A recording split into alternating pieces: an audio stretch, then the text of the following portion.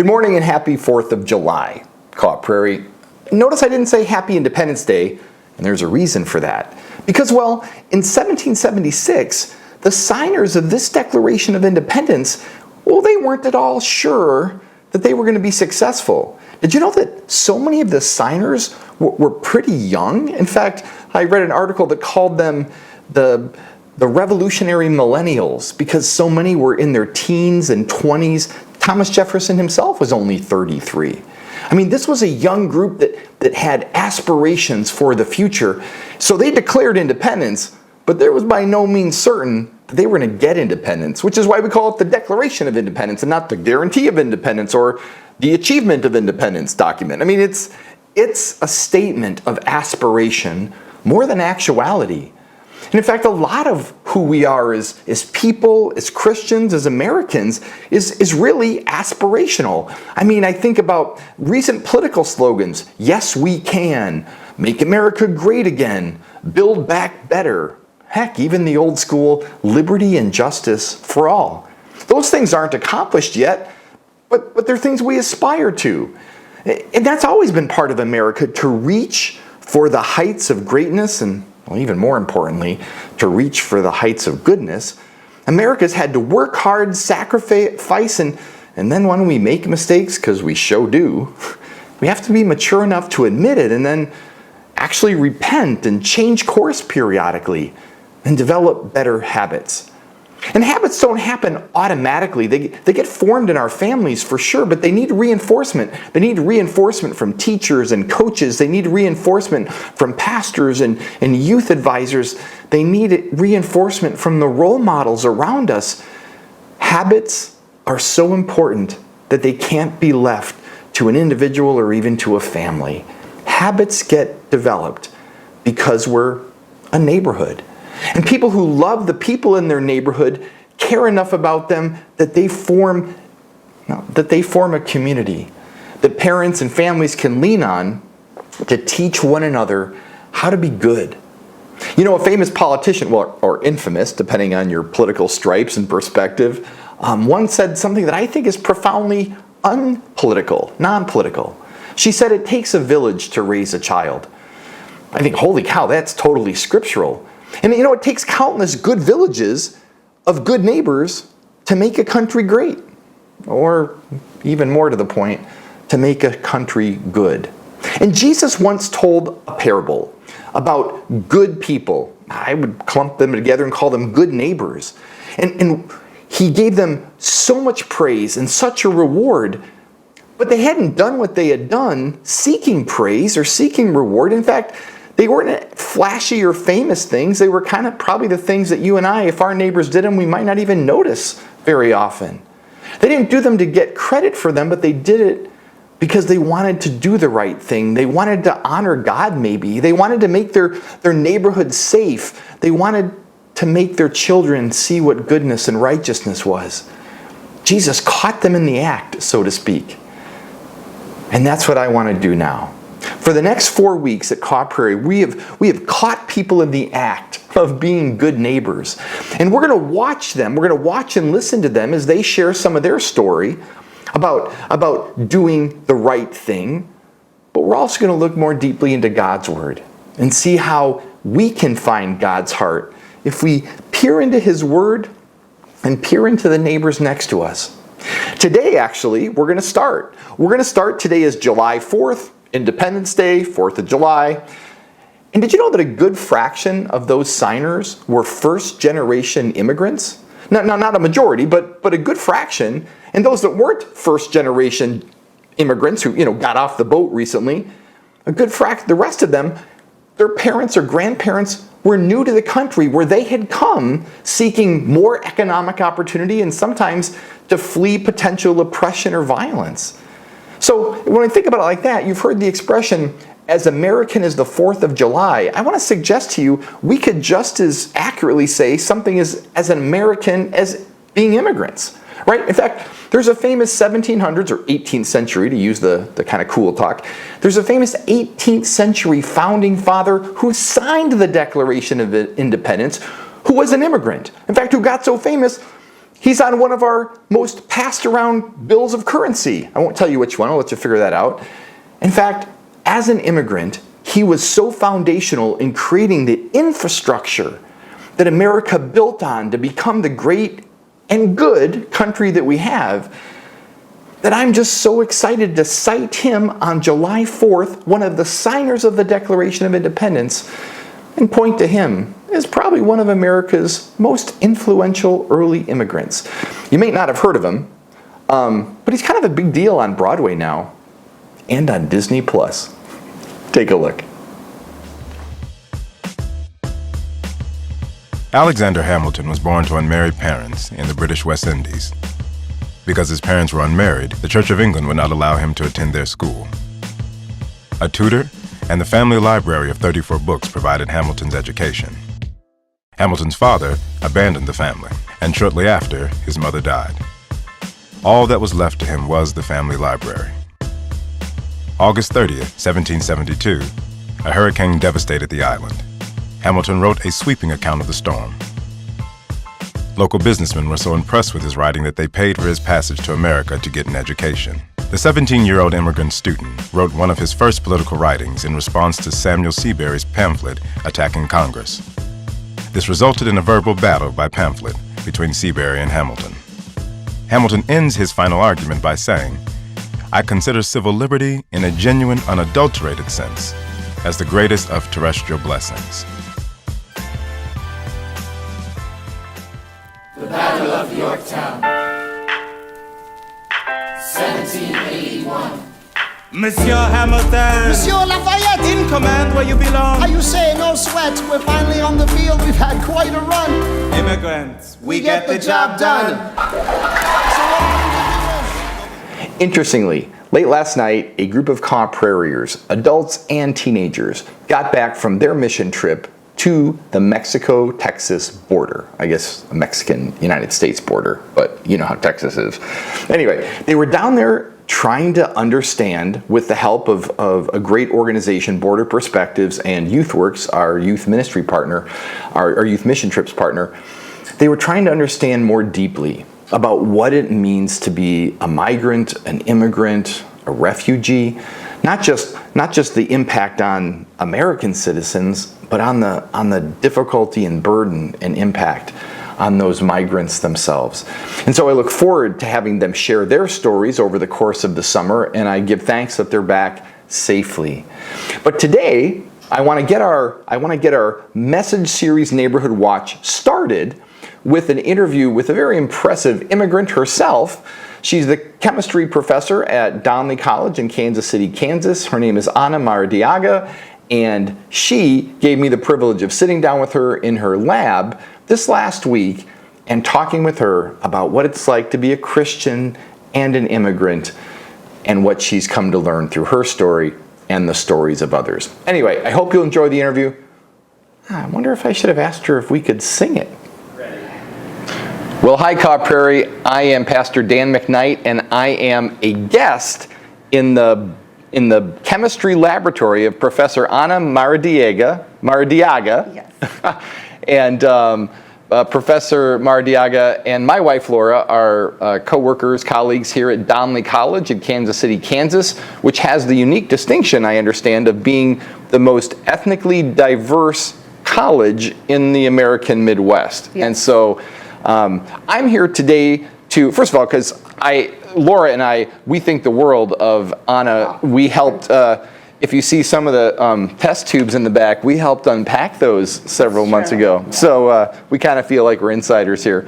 But I wanted to be here, and I'm grateful that I got the blessing of Ana to come and have this interview, because we want to talk about America as a land that's been blessed by immigrants. And here on July 4th, which is when the first time this sermon will be airing, I wanted to have us as a congregation, as Christians around the country, and some of you around the world, think about what it means to be an immigrant, what it means to care for and love immigrants, and to remember and reflect that that was the history of our nation too. So, what do you think is better? Can I call you Professor Mardiaga? Anna. Okay, Anna. All right, good. All right, thank you. That makes things a lot easier. Yeah. So Anna, you are an immigrant. Tell us about how and why and when you came here. What's your story? So I came to the States. I had always my dreams was of studying abroad. Both my parents had the opportunity to study abroad. So my dad studied in Russia, my mom studied in Colombia, and we're originally from Honduras. So they both, they at home we always heard the words, better take care of your grades, you have to have good grades, you have to accomplish more than what we did. So it's a pretty, high standard that we had to live up to.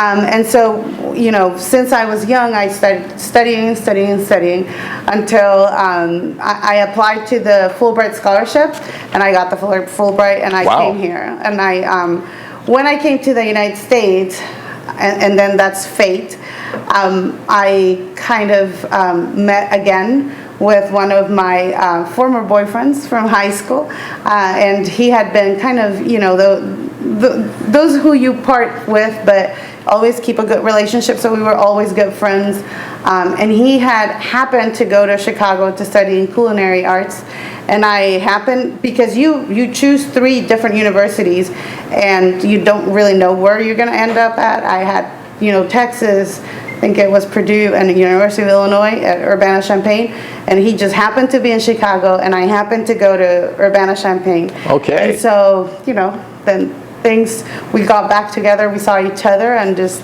took it off from there. So eventually we got married. He already had his life here in the United States. So I did have to go back to Honduras, because Fulbright, what it does is that it helps people from the other countries. They help with your professional development, but then you're committed to go back to your country and give back. Oh, right. And so even though we got married, I had to go back to Honduras, live for 2 years, play out my commitment, and then come back. And were you working in academia or in industry? Yes. So when part of the scholarship I got, it was as a faculty member, and so I had to go back to the university, teach, and then back here. Okay. Yeah. Okay. So when you remind me that your husband is a chef and you're a chemist, it reminds me, there's that book like heat, fat, salt, and something, and like it's the how to cook anything. Yes. So do you guys eat really well at home? Yeah, too well. Yes, too well. Well. Yeah. Well, what has been some of the highlights and some of the lowlights, if there have been any, about being an immigrant per se? Has America, to you, been a welcoming country? And what do you see now that you would share with your fellow Americans about what it means to think about immigration? When I think about being an immigrant in the United States, as a government, as a country, it has opened, its doors. As I said, I've been here as a Fulbright scholar, so that means that I owe no money in terms of education, which I think it's even better than many of the people here in the United States. That's true. So it was a blessing. I remember I was in Nebraska. So many people opened their homes to us. Go Huskers. Yeah. Yes. I was in the University of Nebraska. That was kind of our introduction into American life and culture. It was also welcoming. So I think as a student in a college, in a big international community as UIUC, I felt welcoming. I never really felt anything that I could say would shade the fact of being an immigrant. I think that the change came and it's not about the city per se, but it's the different role. So when I came to work, so my husband, we did everything correctly. Like I did the 2 years, and then he petitioned for me, and then and by that time we already had a daughter, so me and my daughter came, and so when I started working here, then I started.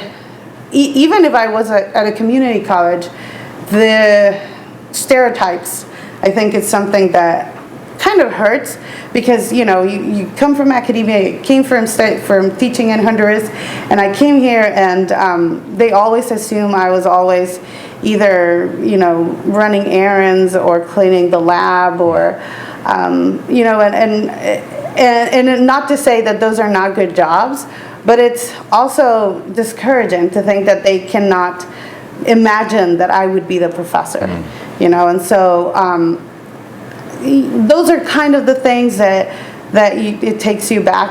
I will say though that Kansas City is a very nice community. Like most of them, I have almost 10 years. Time flies by. But it's around 8.5 years here in Kansas City. And I can say it's been very few moments that I felt unwelcomed. Okay. But there has been some, you know, when all the political environment started to change, we had people, my husband was driving one time, I think, and we had my daughter in the back seat in the baby seat, and then we have my son was just born, so that was around 2015, and somebody just crossed our car and said, go back to your country, and you know, and my husband started to get mad, but I always told him, you know, we have the kids here, it's not worth it, just, you know, let it go. But those are difficult times because many times, you know, we're here just to work and have perhaps a better life. You got to admit, Anna's resume is pretty unique. You know, you could even say privileged. I mean, privileged like a lot of us here in Johnson County, Wyandotte County, Douglas County, Jackson County. I mean, where we are here in the Kansas City suburbs. I mean, think about it. She had a great scholarship. She got married to a former high school sweetheart. She has a job with lots of impact, professional respect.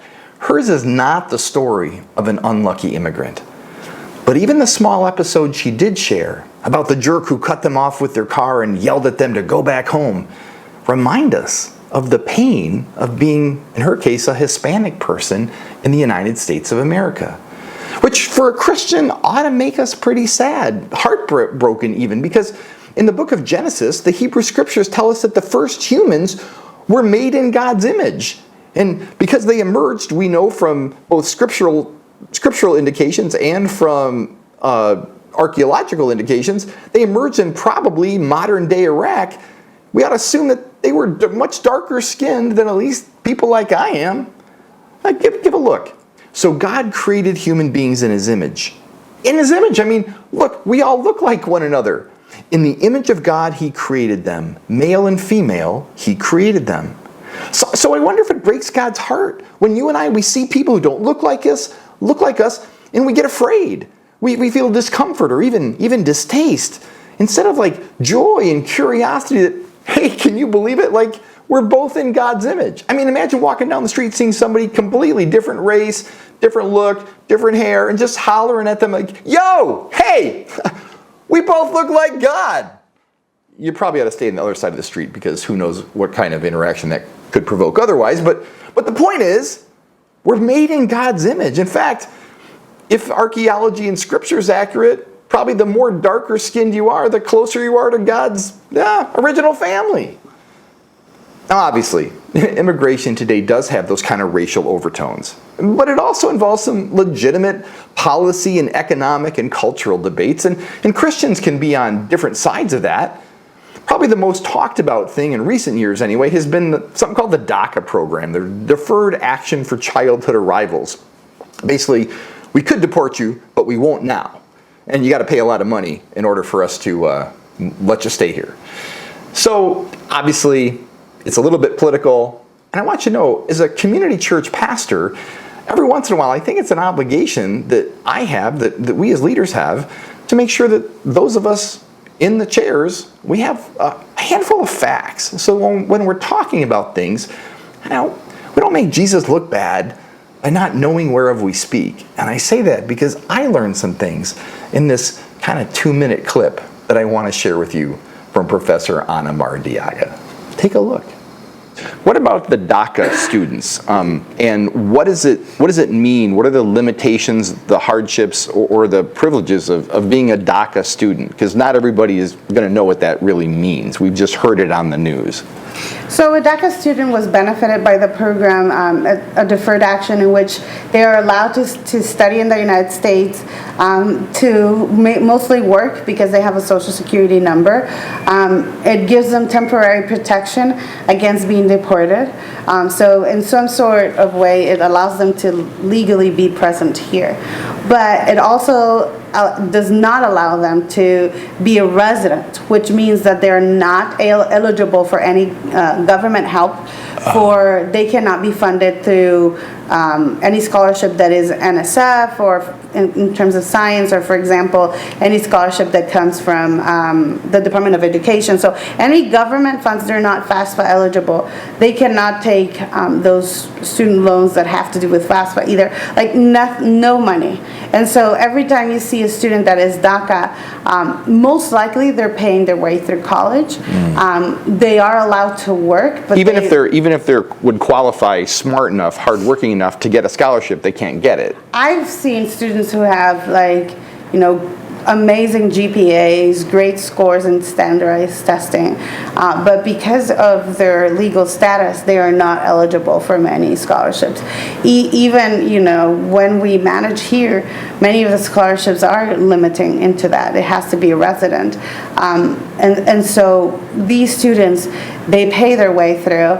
So you see these students are those that really study hard because they know what it takes to take a class again. Yeah. So many of them, and I had friends in college who couldn't speak any Spanish.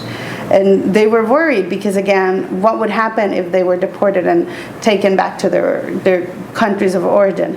They had no family left, or they did not know the family that was left there, because they've never been able to go back. They don't know the language. Because they speak English fluently. Yes, they speak fluent English, but no Spanish. And so it's very hard. It's a really hard situation. And when in the past administration, some of the DACA students, they started to push, and actually the program was about to be canceled, and it went into those legal battles. We would find here at Donnelly some students, in the corners crying because they didn't know what was going to happen, if they were going to be deported, if they were going to lose their jobs because their jobs had to comply, and if the program was canceled, then they were no longer eligible to be their employees. And that income was the main income at their house. They had big dreams. These students have big dreams. If they're making the effort of paying their way through college, it's because they really want to study, really. And whenever that program was almost canceled, they lost all hope of their dreams coming true. And they came here as minors. They didn't have a say in if they were bringing them over or not. And most of them have done very good. They have studied. During the pandemic, I think we all heard that many of the paramedics, nurses, most of those people were a lot of DACA students.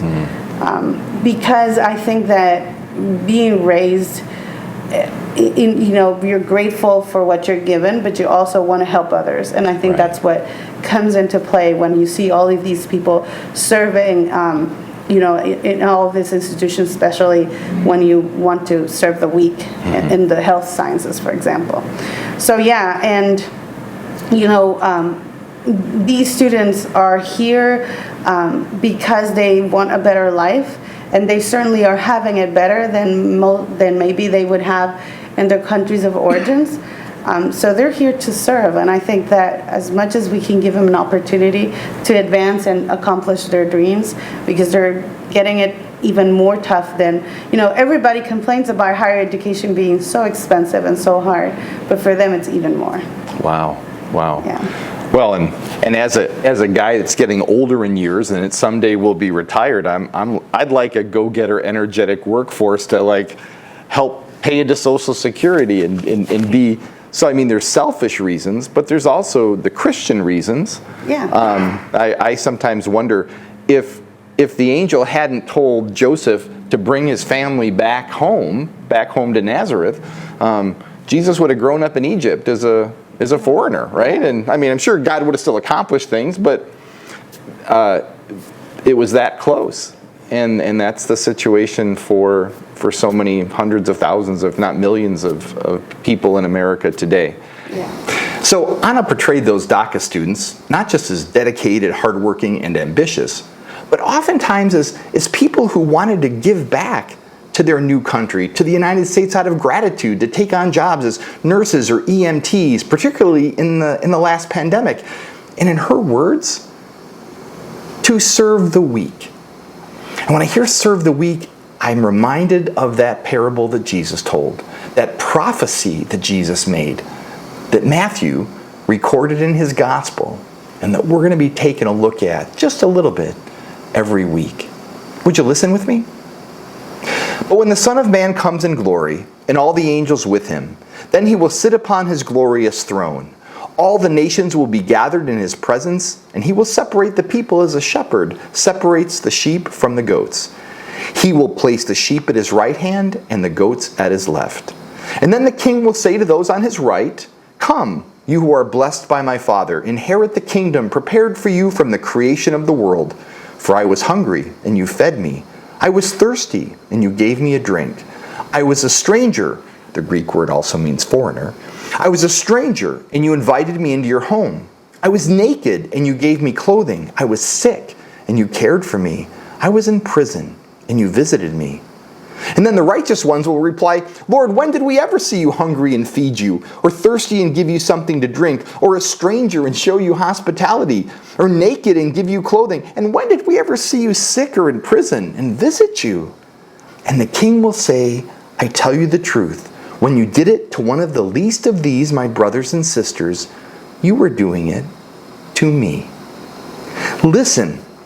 Listen to what the king calls those people who were helped by the kind neighbors, who were helped by the sheep at Judgment Day. The church, the community volunteers, the teammates, the next door app friends, these are the regular Joes and Janes, the regular Jose's and Marias, the regular Abduls and Amiras. These were the kind people he calls his brothers and sisters. They're his family. These are the royal family of the King of Kings. And think about it, if we've been created in God's image, and we love it when people are nice to our family, imagine how God's heart feels when we're nice to his. Speaking of nice neighbors, let's check in with Anna one more time and see if she's got a little bit more to teach us. I just want to brag on Anna a little bit. You were telling Laura the other day that she led a retreat for 15 or 16-year-old girls. 15, that's quinceañera, right? So you were leading girls to understand themselves as daughters of God and in preparation for that big Hispanic celebration of 15-year-olds. And so clearly you're dedicated to your faith. You invest a lot in teaching children in the way of faith. What does it mean for you as a Christian to be both an immigrant and an American? Is there a particular set of perspectives that you bring to that unique demographic that you occupy? So I would say, and this kind of goes along with other things that we talked about the Bible, and it's that Jesus himself with his family were immigrants, in a strange land. And I always say, and think, how they went home to home asking, Joseph and Mary asking to stay, and so many doors were closed. And so, in this country, whenever you think about the role of the immigrant and how many doors are closed, whatever we can do as a community, as a Christian, and also as an immigrant that has the possibility of helping, then to do it. So many of the things, the advocacy, I'm always looking for ways in which I can support those who support immigrant groups. I always think that, and I think this is the most important thing, is the prayer for understanding, prayer for patience from all of the sides, a lot of prayer for compassion. I think that's something that's really missing, and it's a key. I think the compassion and understanding. Whenever I have an opportunity and people ask me, like, why do people come? And I was sharing with Laura when she asked me about this, I said, my experience as an immigrant certainly was very different. I mean, I came to study, I came with a visa, I had Paid scholarship, a paid the whole deal, scholarship, right? Yeah, but I think the greatest difference is that I came without fear, and it's very hurtful to acknowledge that so many of my friends are really scared to be here because they love it here. They have opportunities that they wouldn't have back home, but they're really scared. They're scared because they have children that they have a good, solid life here, and if they're taken back to Honduras, for example, that wouldn't be the case. Like, they know that back home there's not opportunities. Many of them were, sought after by gang members because they wanted them to join, so that's why they fled and they came here just to avoid that. Other friends who just, didn't want to go back to poverty because, for example, being here in the United States and being a mechanic, it is a very good job. It pays for a fair wage of living and providing for your family. In Honduras, it doesn't. And so even just, simple jobs, cleaning, picking up after others, in Honduras it doesn't give you a living wage, and here it does. And so many of the people that are here, they come not seeking even the big jobs, just simple things that they can do to keep their life safe. But at the same time, they're really scared because they don't know if this is going to be their last day here, if they're going to be deported. We've had friends who, and as I said, this is where our role happens, is both my husband and I are here legally, so our friends have given us power of attorney to take over their kids if they're deported. An example, right? And so that's something that has to be done, because then we are going to be in charge of, if they're in school, finish their school year and then take them back to Honduras to them. When I think about how my life was different coming here legally, it's the fear, but that also is a responsibility, because it allows us to help others, and see how we can make their life a little, at least be less worried of what could happen. So to whom much has been given is much expected. Yes. And you seem to recognize that. I'm just getting all teary-eyed thinking about the fear that you name. That I better make sure one of my friends in town has power of attorney in case I get swooped off the street or out of the grocery store. Yep. Wow. And for those that are watching, maybe that aren't as biblically literate as the professor and I, right? When you mentioned Jesus was an immigrant, I'm thinking. I always knew that, Joseph in the dream was warned to go to Egypt, right? So that they and the child wouldn't be killed by Herod. But I was also remembering, as you said that, they were migrants on the census run, right? They were in Galilee, and then they had to go through Samaria. They were foreigners through Samaria, and then they got back to Judean country, but they were still travelers. And how vulnerable that was. And we saw, like a lot of immigrants, refugees today, they ended up sleeping in a cave, in a barn, in a stable, waiting for something good to happen. Christian sister, I am grateful that you were willing to sit down with me, and I'm grateful for the work you do here, and I'm grateful for what a good and friendly colleague you are to my wife. And I just want to say, on behalf of Caw Prairie Community Church, thank you for taking this time, because I know this is a busy week for you.